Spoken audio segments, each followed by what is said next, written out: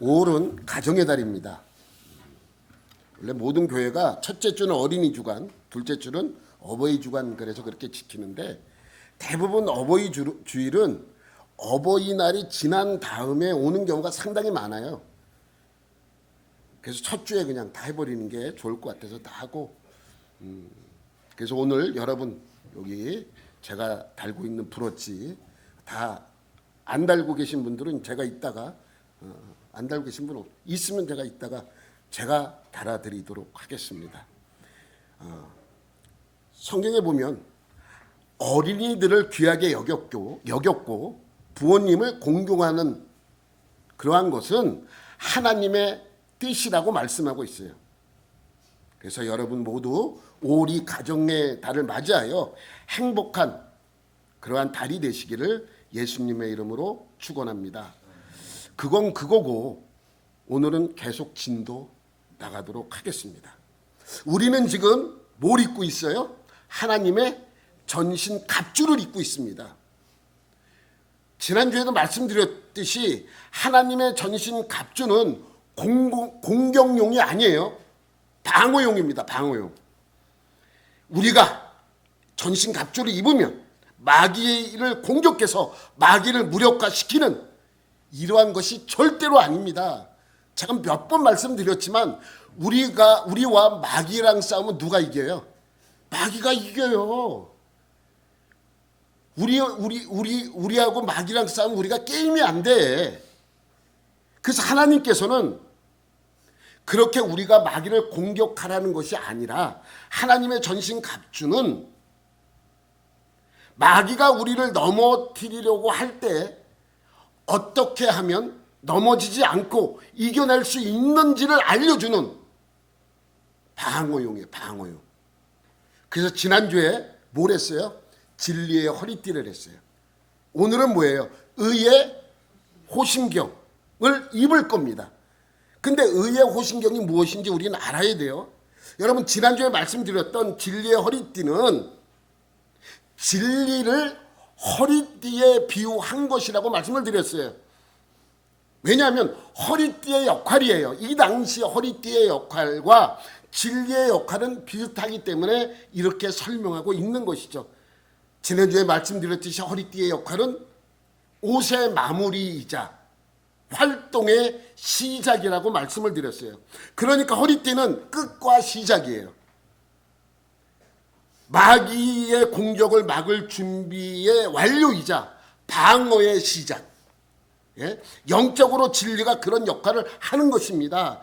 진리 대신 예수님과 진리 대신 하나님의 말씀이 마귀의 공격을 막을 허리띠의 역할을 한다라고 말씀을 드렸어요. 자, 이제 우리는 지난주에 허리띠를 맸으면 오늘은 의의 호심경을 입어야 합니다.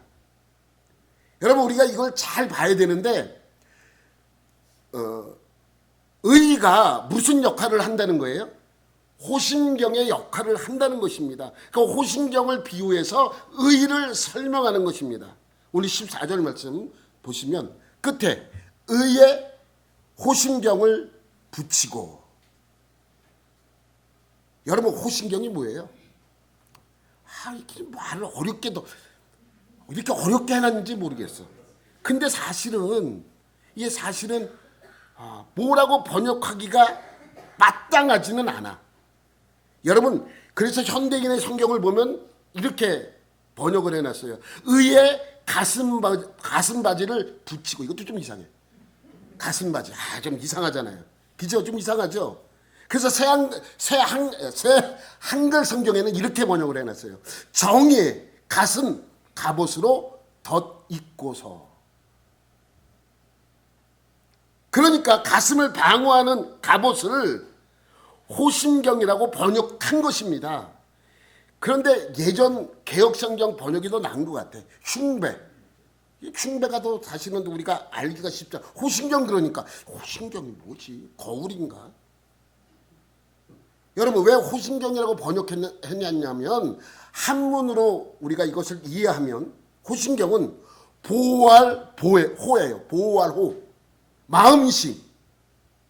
그 다음에 거울경이에요. 거울경. 그러니까 마음을 보호하는 거울. 그래서 이것을 직역하면 마음을 보호하는 거울이라는 뜻이죠. 마음을 보호하는 거울. 사실 맞지 않아요. 여러분, 고대 로마 시대의 갑옷. 여기 어떻게 생겼는지 아세요? 이렇게 생겼어요. 사람 보면 안 돼요. 옷을 봐야 돼요. 호신경은 가슴을 보호하는 갑옷이에요. 오른쪽은 뭐고 왼쪽은 뭐냐? 오른쪽은 장군이 입는 호신경, 왼쪽은 일반 병사가 입었던 호신경.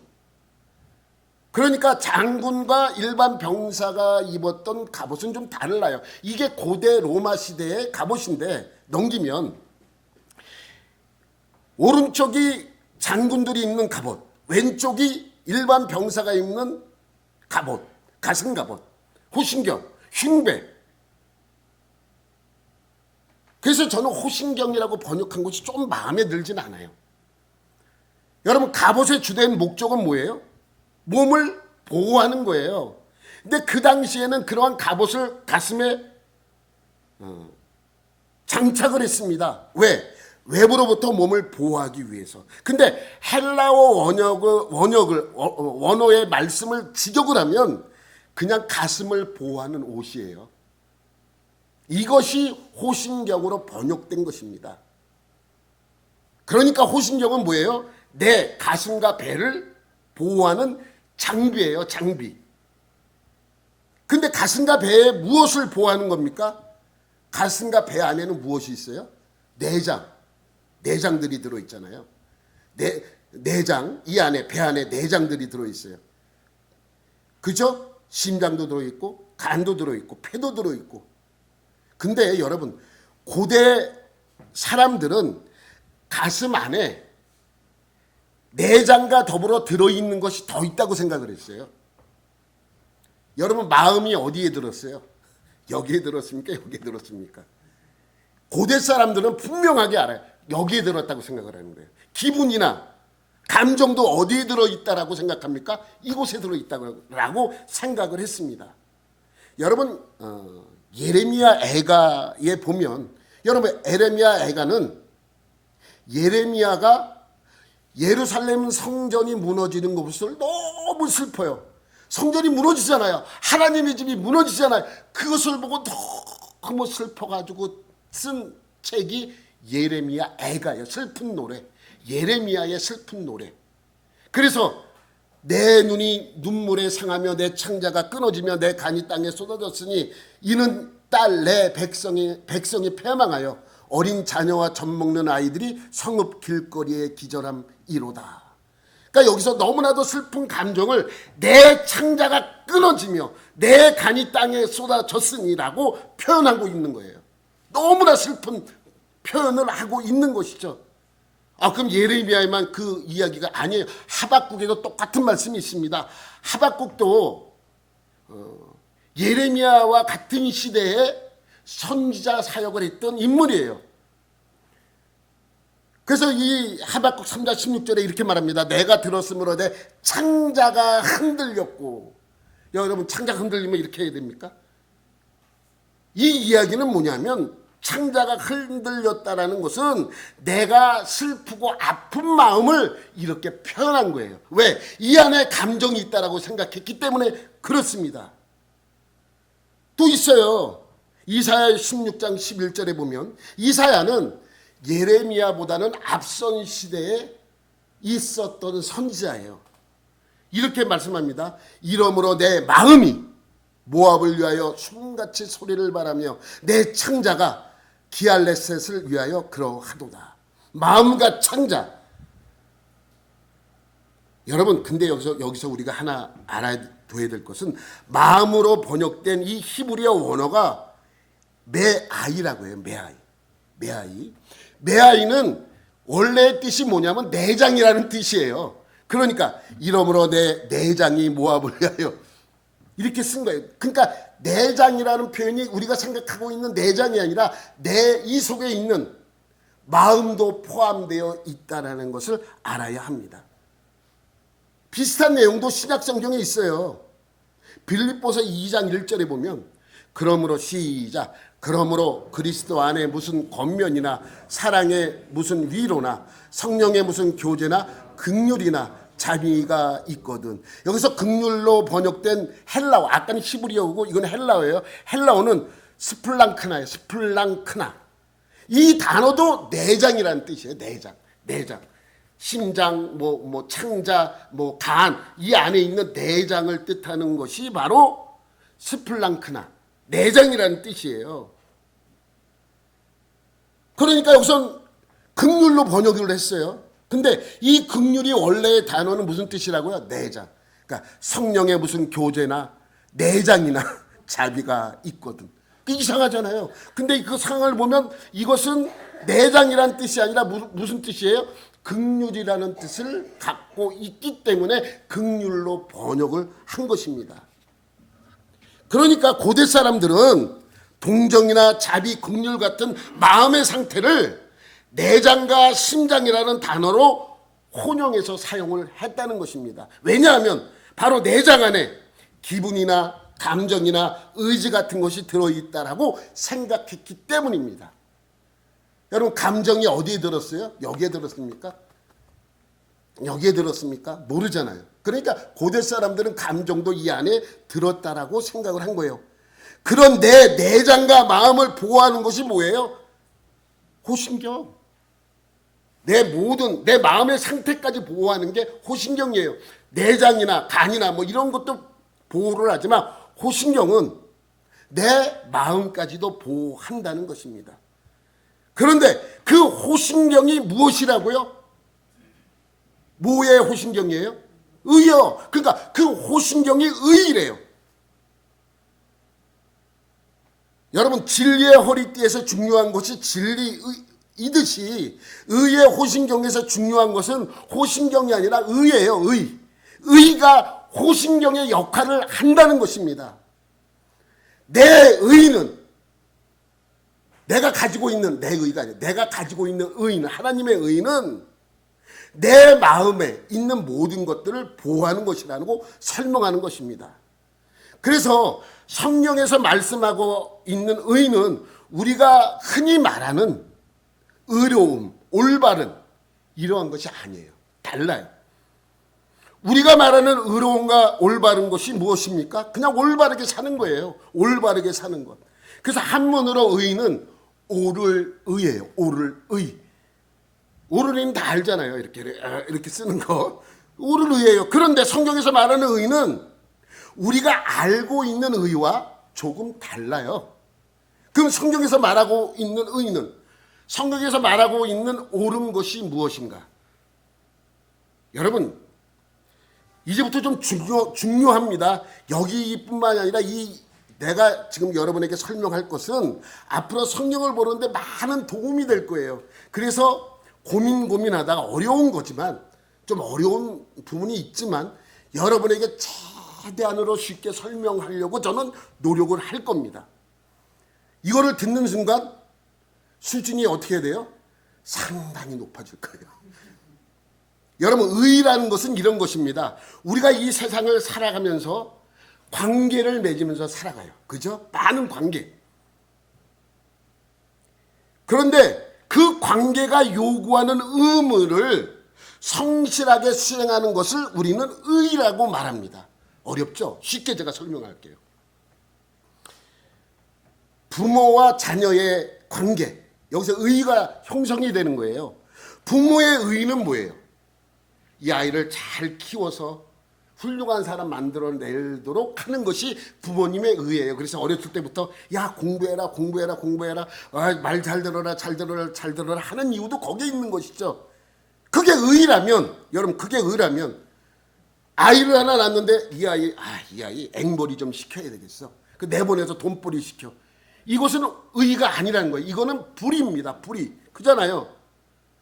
그러니까 관계에서 얻어지는 것을 설명하고 있는 것입니다. 그러면 부모의 의가 그런 거라면 자녀의 의는 무엇일까요? 자녀의 의. 부모님 말씀을 잘 듣고 열심히 살아가는, 공부도 열심히 하고 부모가 얘기한 걸 잘 듣는 아이가 행하는 그것이 바로 의라고 말할 수 있는 것입니다. 그런데 부모를 공경하고 효도하는 것이 의인데 부모가 말씀하고 있는 그 말씀을 하나도 듣지 않아. 그는 불의예요. 그러니까 부모와 자식 간에 얻어지는 의와 불의가 분명히 있는 것이죠. 관계 속에서 얻어지는 것입니다. 회사 사장의 의의는 무엇입니까? 회사를 잘 이끌어서 직원들에게 이 회사에서 남는 이익을 가지고 월급을 잘 주는 것이 사장의 의의라면 직원의 의의는 뭐예요? 열심히 일해서 회사에 보탬이 되는 일을 하는 것이 직원의 의의입니다. 사장이 야 이거 등골 빼먹어야지 내가 해갖고 싹 부도내갖고 없애야지. 이건 의의가 아니잖아요. 또 직원도 아유 무슨 뭐 일은 열심히 해 대충 월급만 받아먹고 이거는 의의가 아닙니다. 이런 관계 속에서 얻어지는 것을 의의라고 말하는 것입니다. 그럼 목사의 의의는 뭐겠습니까? 열심히 성도들을 가르치고 하나님 말씀으로 이끌어내는 것이 의예요. 요즘 방송에서 특히 목사에 대한 이야기들이 많이 나와요. 무슨 뭐 그래가지고 이 성도들한테 뭐 건축 뭐 한다고 뭐 융자 받아오고라고. 여러분 절대로 은행에서 돈 빌려서 헌금하지 마십시오. 그건 옳은 것이 아닙니다. 그걸 내가 제대로 가르치는 것이 목사의 의라면 성도의 의는 목사님의 말씀을 잘 듣고 그대로 행하는 것이 성도들의 의가 되겠죠. 장사꾼의 의는 뭡니까? 손님들을 잘 맞이해서 잘 손님들의 만족을 채워주는 것이 장사꾼의 의라면 손님의 의는 뭡니까? 그 내 필요를 그 사람에게 가서 채워주는, 그 사람에게 가서 다른 걸 요구할 수 없어요. 장사꾼에게 가서 하나님 말씀 좀 나에게 전해봐. 이거는 의라고 말할 수 없는 거예요. 그러니까 의라는 것은 관계 속에서 형성이 되는 거예요. 내가 생각하고 있는 의, 저 사람이 생각하고 있는 의, 대한민국 사람이 생각하는 의, 외국 사람들이 생각하고 있는 의는 조금씩 다를 수가 있어요. 그렇기 때문에 우리가 생각하는 의가 하나님의 적합한 의로 100% 인정받지 못할 수가 있다는 거예요. 여러분 잘 한번 생각을 하셔야 됩니다. 그러니까 관계에서 요구되는 나의 의무를 성실하게 수행하는 것이 의입니다. 그래서 의는 사람마다도 다르고 시대마다도 다르고 나라마다도 다를 수 있습니다. 이런 거예요.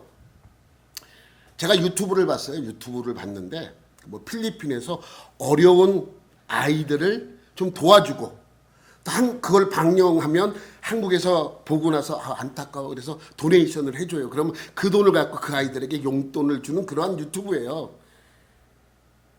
그래서 이제 그 아이에게 용돈을 전달하는데 유튜브가 용돈을 가지고 가서 한국에 이러한 내가 이렇게 유튜브를 하는데 한국에서 너에게 용돈을 주라 그런다. 그리고 봉투에 넣어서 이렇게 줘요. 그러면 필리핀에 있는 아이들이 어떻게 합니까? 받죠. 어떻게 받아요? 그러니까 이거 보면 그때 내가 줄 때는 뭘로 받아라 그래요? 두 손으로 받아라. 두 손으로. 그럼 그 아이들은 이해 못해. 이게 한국의 예의라는 건데 한국에서는 어른들이 밑에 있는 사람들에게 무엇을 줄 때 두 손으로 받아야 된다. 이 맞잖아요. 우리는 다 알잖아요. 근데 걔네들은 몰라요. 그런 문화가 없어요. 한 손으로 받으면 버릇없는 것이 되고 그렇기 때문에 항상 줄 때는 두 손으로 받아라. 이걸 가르쳐요.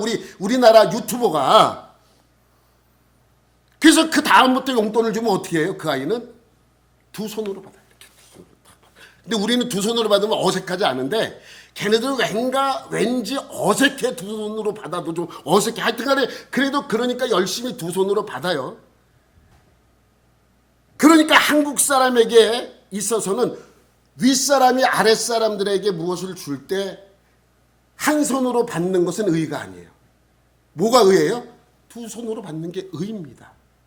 맞잖아요. 우리는 한 손으로 받아 누가 주는데 어른이 나에게 아버지나 할아버지나 이러한 어르신들이 나에게 무엇을 주는데 한 손으로 받는다?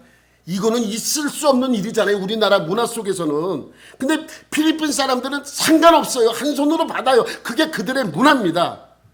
그러니까 이 아이는 자기가 몰랐던 한국 문화의 의의를 배운 거예요.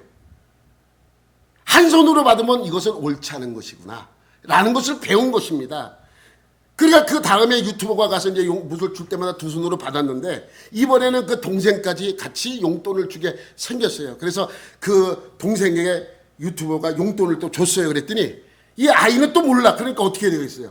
한 손으로 받아요. 그러니까 이 옆에 있던 그 누나가 야, 두 손으로 받아, 두 손으로 받아, 두 손으로 받아. 속삭이면서 얘기를 하는 거예요. 그러니까 그거를 우리나라 사람은 이해가 되잖아요. 그런데 필리핀 사람 문화 속에서는 이해를 할 수 없는 것입니다. 그러니까 여러분 무슨 의미인지 알죠? 그러니까 우리나라 사람에게는 두 손이 의예요. 필리핀 사람은 아니에요. 그냥 한 손으로 받아도 괜찮아요. 그러니까 사람마다 나라마다 시대마다 조금씩 다를 수가 있습니다. 뭐는요? 우리가 생각하고 있는 의는요. 이해되셨죠? 그러니까 의는 옳다는 것이에요. 옳다. 옳을 의입니까? 옳을 의 아닙니까? 그러니 나에게 어떠한 관계 속에서 요구되는 나의 의무를 성실하게 수행하는 것이 바로 의입니다. 그러니까 나에게 요구되는 의와 여러분에게 요구되는 의는 조금씩 다를 수가 있습니다. 또 부모에게 요구되는 의와 자녀에게 요구되는 의도 조금 다를 수가 있죠. 우리나라 사람과 다른 나라 사람에게 요구되는 의도 좀 다를 수 있습니다. 그러니까 사람과 사람의 관계뿐만이 아니라 사람과 자연과의 관계 속에서도 마찬가지고 또한 사람과 하나님의 관계 속에서도 마찬가지입니다. 그래서 성경에서 요구되는 의와 세상에서 요구되는 의는 조금 다를 수 있다는 것입니다. 여러분 보세요. 에덴 동산에서 하나님과 인간 사이의 관계가 의로서 맺어졌어요. 그것이 의예요. 아담과 하와와 하나님과의 맺어진 그 관계가 바로 의예요. 그런데 그 관계가 인간의 타락으로 완전히 깨져버렸어요. 이것이 뭐예요? 불의, 죄입니다. 이제 하나님은 하나님의 의가 바뀝니다. 바뀌었다기보다는 새로운 것이 생겼다고 해야 맞는 거예요. 왜냐하면 관계니까. 보세요. 하나님과 인간과의 온전한 관계가 깨져버렸는데 다시 하나님께서 그 관계를 만드신 거예요. 어떤 관계로? 죄인된 인간을 어떻게 해서든지 구원하겠다는 그 일이 바로 하나님의 의라는 거예요. 인간의 의는 무엇입니까? 어떻게 해서든지 하나님과의 관계를 회복하는 것이 성경에서 말하는 의예요. 하나님은 하나님의 의를 행하기 위하여 죄인된 인간을 구원하시는 일을 시작하셨어요. 그러기 위해서 먼저 해야 할 일이 무엇입니까? 인간이 먼저 이게 죄구나, 이게 잘못된 것이구나, 이것이 불이구나, 이것이 무엇인지 알게 해주는 것입니다. 다음으로는요, 그 죄에서 구원하기 위하여 독생자 예수를 보내 십자가에서 죽이는 것입니다.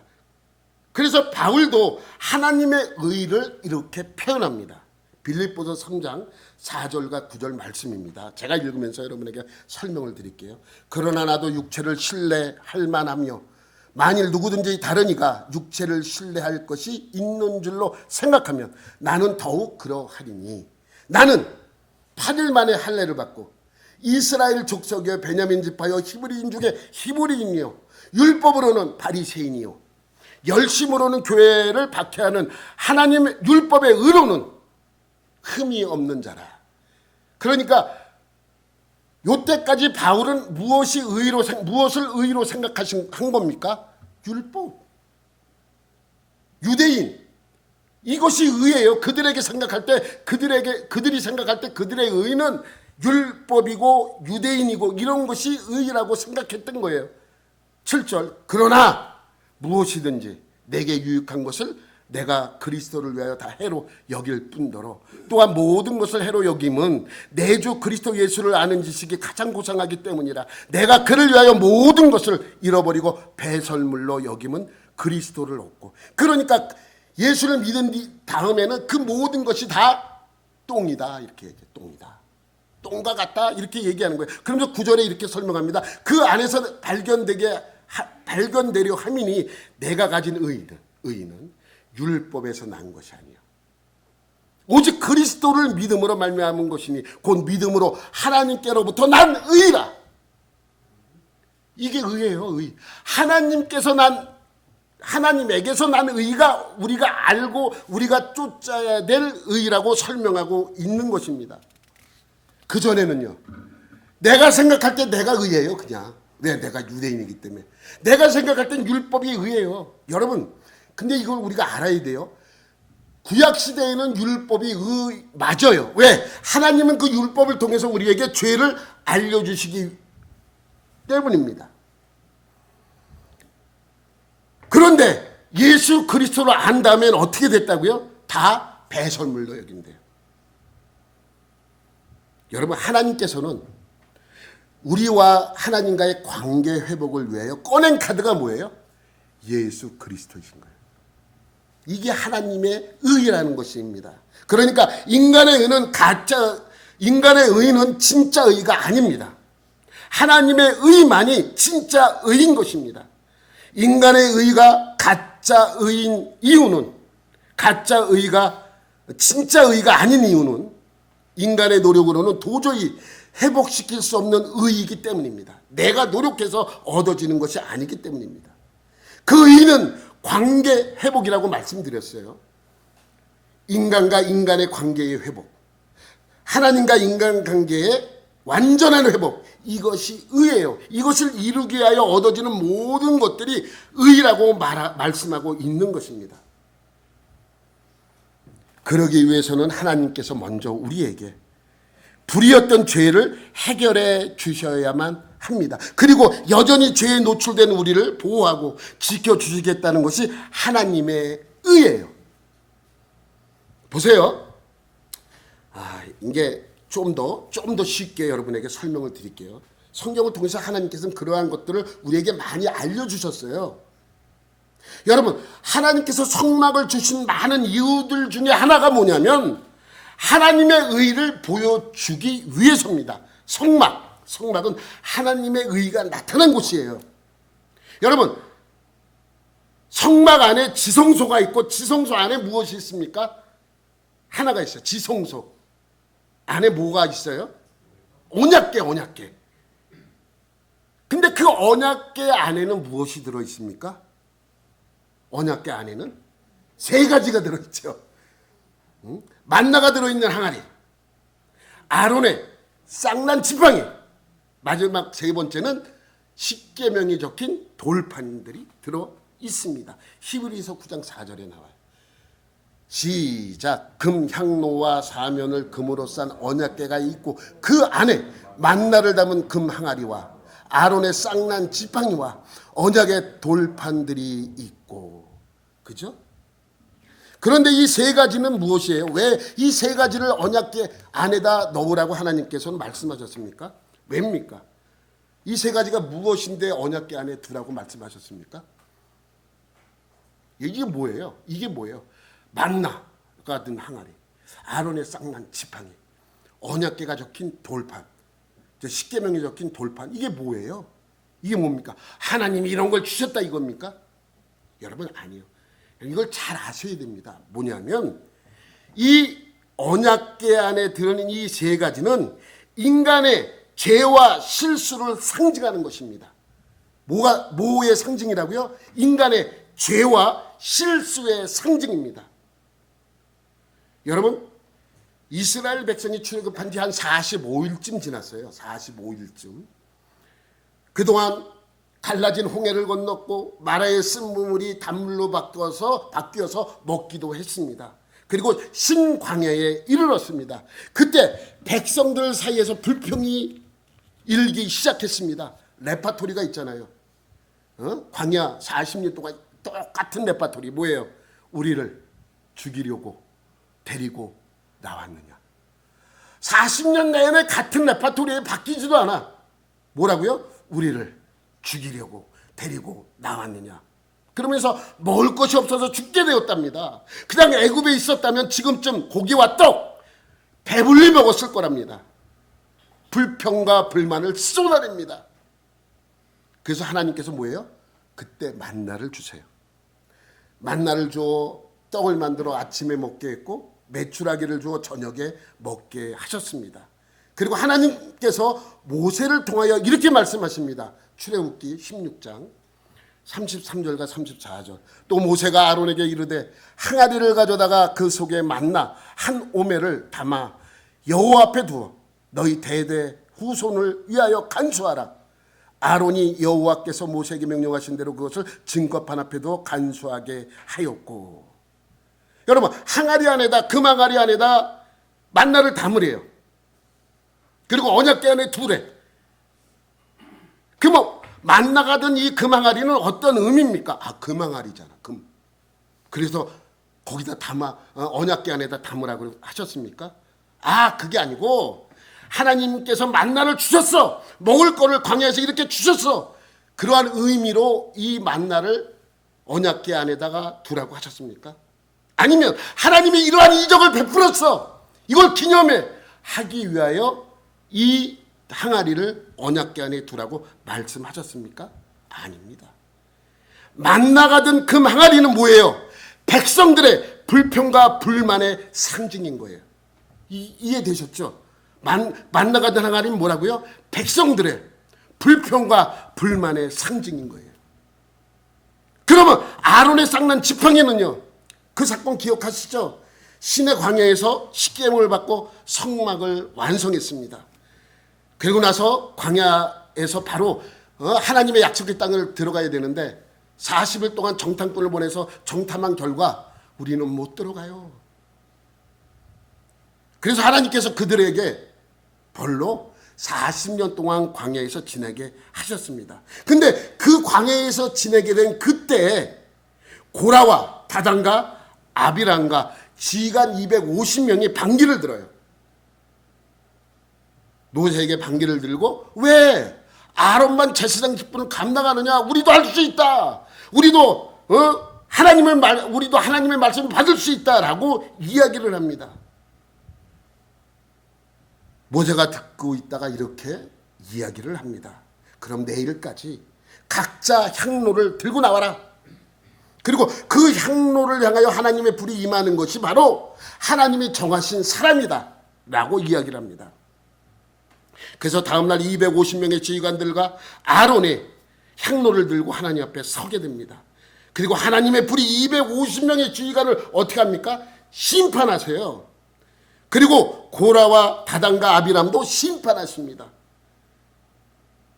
근데 아직까지 그 여파가 남아있어요. 그래서 하나님께서 더 한 번 말씀하세요. 너희들이 정말 누가 지휘관, 내게 뜻이 어디 있는지 너희가 정말 모르느냐? 그러면 각 지파의 가문마다 지팡이 하나씩 갖고 나오라 그래요. 12개가 나와요. 그리고 그 지팡이를 가져온 사람의 이름을 쓰라 그럽니다. 그래서 아론이 레위 지파 대표로 나와서 그 지팡이에다 자기 이름을 써요. 그리고 그 지팡이를 모두 가져다가 언약궤 앞에 두라고 말씀하십니다. 그리고 그 지팡이 중에 하나님의 택한 자의 지팡이에만 뭐가 난다 그래요? 싹이 난다고 말씀하세요. 그래서 모세는 말씀대로 각 지파 사람들의 지도자를 불러 그러한 일을 행하게 합니다. 모든 사람들 12명의 지도자들은 지팡이를 갖고 나와요. 그리고 그 지팡이 12개를 지성소 앞에다가 둡니다. 그리고 다음날 가서 그 지팡이를 봐요. 누구 지팡이에만 싹이 나요? 아론의 지팡이만. 싹이 난 것뿐만이 아니라 싹이 나고 꽃이 피었다고 성경은 기록하고 있어요. 싹이 난 것뿐만 아니라 그곳에서 꽃이 피었다고 합니다. 그리고 그 일 직후에 하나님께서는 모세를 통하여 또 말씀하십니다. 민수기 17장 10절이에요. 다 같이 시작. 여호와께서 또 모세에게 이르시되 아론의 지팡이는 증거의 앞으로 도로 가져다가 거기 간직하여 반역자에 대한 표징이 되게 하여 그들로 내게 대한 원망을 그치고 죽지 않게 할지니라. 아론의 지팡이를 보관하는 이유가 뭐예요? 제사장이 아론의 자손만 할 수 있다, 이걸 알려주기 위해서입니까? 나는 너를 택했어, 아론만 택했어 라고 알게 하기 위해서 그렇게 하셨다고 말씀하고 있습니까? 뭐라고 말씀하고 있어요? 그 아론의 쌍난 지팡이는 반역자에 대한 표징이에요. 반역자의 표시예요. 그러니까 지팡이는 반역에 대한 표시입니다. 그러니까 하나님께서는 그 아론의 쌍난 지팡이를 언약궤 안에다가 두라고 하신 이유는 반역자의 표시로 둔 것이에요. 그걸 볼 때마다 뭘 생각한 거예요? 아, 우리가 반역했었구나. 그러니까 이 아론의 쌍난 지팡이는 뭐라고요? 반역자의 표시라는 것입니다. 십계명에 새겨진 돌판은요, 제가 주도 없이 여러분에게 말씀을 드렸어요. 시내 광야에 도착한 이스라엘 백성들은 시내 산 앞에 집결합니다. 그 하나님께서 직접 그들에게 십계명을 주세요. 하나님의 음성으로 직접 백성들에게 그것을 들려주게 하십니다. 그 이후에 모세만 시내산으로 따로 불러 십계명이 적힌 돌판을 주시고 또 그에 따른 율법도 주시고 그에 따른 성막의 설계도도 주십니다. 그죠?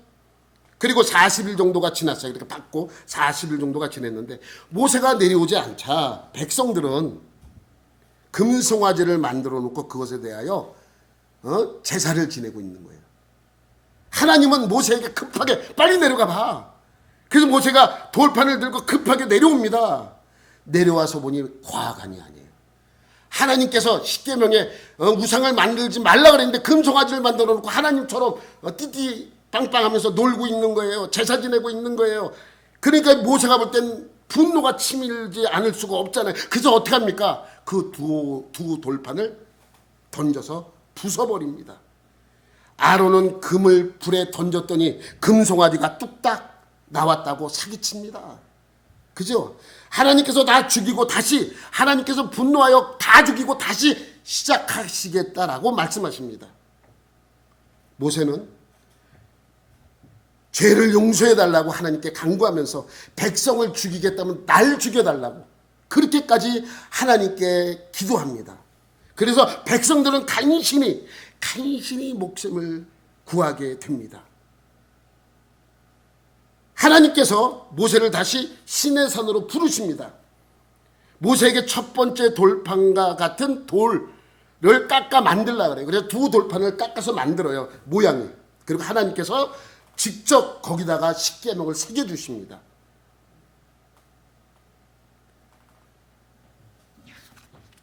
그러니까 여러분 이 두 돌판, 그렇게 새긴 두 돌판을 들고 내려와 언약궤를 만들고 하나님의 명령대로 그 속에 언약궤 속에 두 돌판을 넣게 되는 거예요. 출애굽기 40장 20절 말씀. 또 그는 또 증거판을 궤 속에 넣고 채를 궤에 꿰고 속죄소를 궤 위에 두고. 그러니까 증거판, 그러니까 언약궤가 십계명 적힌 두 돌판을 증거판을 궤 속에 두라고 말씀하고 있는 것이죠. 그러니까 십계명이 적힌 돌판을 궤 속에 넣어서 보관하라는 것은 하나님의 말씀을 기억하라는 의미입니까? 아닙니다. 아니 그런 의미 그렇게 받아들여도 뭐 그렇게 큰 문제는 없지만 그런 의미로 이 말씀을 그 속에 담아서 언약궤 속에 간직하라고 말씀하신 것이 아니에요. 여러분 하나님의 말씀을 기억하게 하려고 하면 이 십계명을 많이 필사해서 모든 백성들의 가정 안에 두어서 아침과 저녁에 읽게 하라 라고 하는 것이 더 합리적이지 않을까요? 여러분 여기 궤 속에 든 십계명의 돌판은 그들의 뭡니까? 불순종이에요. 그러니까 금송아지 사건의 죄의 상징인 거예요. 그 두 돌판은. 이제 언약궤 안에는 불평과 불만의 상징인 금항아리가 있고 반역과 실수가 있는 지팡이가 있고 불순종과 죄의 상징인 돌판이 담겨져 있는 것입니다. 여기까지 이해되시죠? 무슨 말씀하시는지. 그런데 이런 죄의 상징들은 어디에 있다고요? 지금 언약궤 안에 있는 거예요. 언약궤 안에 있다는 것은 다른 말로 하면 언약궤가 뭐하고 있어요? 언약궤가 이것을 보호하고 있는 거랑 마찬가지잖아요. 언약궤는 누구를 상징합니까? 언약궤 하나님을 상징하잖아요. 항아리와 지팡이와 돌판은 누구를 상징합니까? 누구를 상징해요? 항아리와 지팡이와 돌판은 누구를 상징하는 거예요? 인간 아니야. 우리예요, 우리. 믿는 사람들, 하나님의 백성들. 여러분, 하나님의 보호 아래에 있는 우리들이 하나님의 백성들이잖아요. 그 백성들이 여전히 불평과 불만, 반역과 실수, 불순종과 죄가 있지만 하나님께서 뭐 하시겠다는 거예요? 보호해 주시겠다는 거예요. 여러분, 대제사장은 대속죄일에 피를 가져다가 그곳에 뿌리잖아요. 그래서 그 죄를 계속해서 뭐 하고 있는 거예요? 덮어주고 있는 거예요. 계속해서 덮어주고 있는 거예요. 그것들은 만나와 지팡이와 돌판 그 안에 있는 인간의 실수, 불순종, 불만, 불평, 하나님이 계속해서 피로 덮어주겠다는 그러한 의미를 상징하고 있는 것입니다. 여러분, 그 피는 어떤 다른 존재의 죽음, 아무 흠도 없는 존재의 죽음으로 말미암아 이들을 대신하여 죽은 것이 되는 예수 그리스도의 십자가를 의미하는 겁니다. 계속해서 매년 속죄일에 피를 뿌리는 것은 예수 십자가에서 흘린 피를 상징하는 것이죠. 여기까지는 이해가 되시죠? 그러면 처음으로 다시 넘어가서 호신경은 우리 몸에 뭘 보호하는 거라고 말씀드렸어요? 내장. 내장 안에는 모든 게 다 포함됐다 그랬어요. 내장들은 단순히 심장, 간, 폐 이것이 아니라 우리의 심정, 감정, 마음, 내면들을 담고 있습니다. 그런 인간의 마음, 심성, 감정은 어떻습니까? 선합니까? 악합니까? 악하잖아요. 늘 불평과 불만 속에서 살아갑니다. 여전히 실수와 죄를 짓습니다. 이것이 인간의 내면이에요. 믿는 우리도 마찬가지예요. 믿는 우리는 거듭났어요. 근데 여러분 죄 안 짓고 살아갑니까? 불평 불만이 없어요. 늘 감사합니까? 실수와 죄를 짓지 않습니까? 우리도 똑같이 여전히 죄를 짓는단 말이죠. 그런 인간의 내면을 뭐가 보호하는 거예요? 호신경이 보호하는 거예요. 호신경은 무엇입니까? 하나님의 의입니다. 하나님의 의는 무엇입니까? 우리를 죄에서 구원하시기 위해 하시는 모든 일이라고 말씀을 드렸어요. 그 의로 하나님의 품에 안겨 있지만 우리는 여전히 세상 죄의 오염의 위험성에 노출되어 있는 것입니다. 그러니까 쉽게 설명하자면 마귀는 우리를 공격할 때 우리의 선함을 공격하지 않아요. 우리의 뭘 공격합니까? 우리의 불평과 불만, 우리의 죄, 이런 것을 약점을 잡고 우리를 공격한단 말이죠. 그런데 하나님의 은혜는 여전히 나를 지켜주시고 보호하시는 것이에요. 언제까지 그렇게 보호하고 있습니까? 언제까지 우리를 보호하십니까? 마지막 때까지. 주님이 재림할 때까지. 이것이 의의 호신경이에요. 하나님의 의로 우리를 보호하고 있는 그 모든 것들이 하나님의 의인 것입니다. 여러분 이걸 이해하셔야 돼요. 사도행전 24장 15절과 16절에 보시면 이러한 말씀이 있습니다. 시작. 그들이 기다리는 바 하나님께 향한 소망을 나도 가졌으니 곧 의인과 악인의 부활이 있으리라 함이니이다. 이것으로 말미암아 나도 하나님과 사람에 대하여 항상 양심의 꺼리낌이 없기를 힘쓰나이다. 우리가 비록 죄를 짓고 실수를 하고 불평이 있어도 항상 내 양심에 꺼리낌이 없이 그렇게 하라는 거예요. 여러분 하나님의 의에 대해 여러분 잘 정리해 놓으셔야만 합니다. 하나님의 의는 우리를 보호하시는 일입니다. 그래서 호신경에 비유하는 거예요. 우리를 보호하는 거, 우리의 모든 것들, 우리의 악한 마음도 보호하시고 우리를 지켜주시고 우리를 인도해 주신다는 것입니다. 우리 모두는 의인이에요.